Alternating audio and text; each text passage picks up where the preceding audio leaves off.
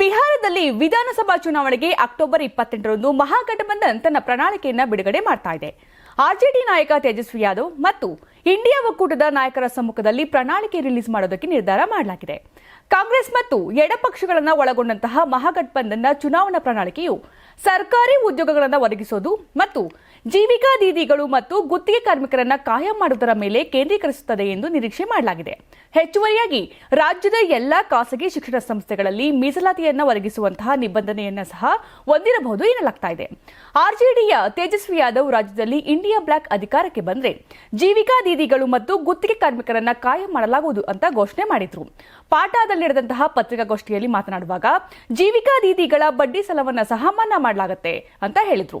ಪ್ರಸ್ತುತ ಬಿಹಾರದಲ್ಲಿ 1.45 ಕೋಟಿಗೂ ಹೆಚ್ಚು ಜೀವಿಕಾ ದೀದಿಗಳಿದ್ದಾರೆ. ನಮ್ಮ ಸರ್ಕಾರವು ರಾಜ್ಯದ ಎಲ್ಲಾ ಜೀವಿಕಾ ದೀದಿಗಳಿಗೆ 5 ಲಕ್ಷ ರೂಪಾಯಿ ಆರೋಗ್ಯ ವಿಮಾ ರಕ್ಷಣೆಯನ್ನು ಒದಗಿಸುತ್ತದೆ. ಇತರೆ ಸರ್ಕಾರಿ ಚಟುವಟಿಕೆಗಳಲ್ಲಿ ತೊಡಗಿಸಿಕೊಂಡ್ರೆ ತಿಂಗಳಿಗೆ ಹೆಚ್ಚುವರಿಯಾಗಿ 2,000 ರೂಪಾಯಿ ಭತ್ಯೆಯನ್ನು ನೀಡಲಾಗುವುದು ಅಂತ ಘೋಷಣೆಯನ್ನ ಮಾಡಿದ್ರು.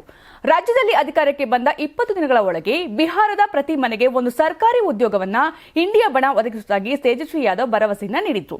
ಒಟ್ನಲ್ಲಿ ಮಹಾಗಠಬಂಧನ್ ಪ್ರಣಾಳಿಕೆಯಲ್ಲಿ ಏನೆಲ್ಲ ಭರವಸೆ ನೀಡಲಾಗ್ತಾ ಇದೆ ಅನ್ನೋದು ಭಾರಿ ನಿರೀಕ್ಷೆಯನ್ನ ಹುಟ್ಟಿಸಿದೆ.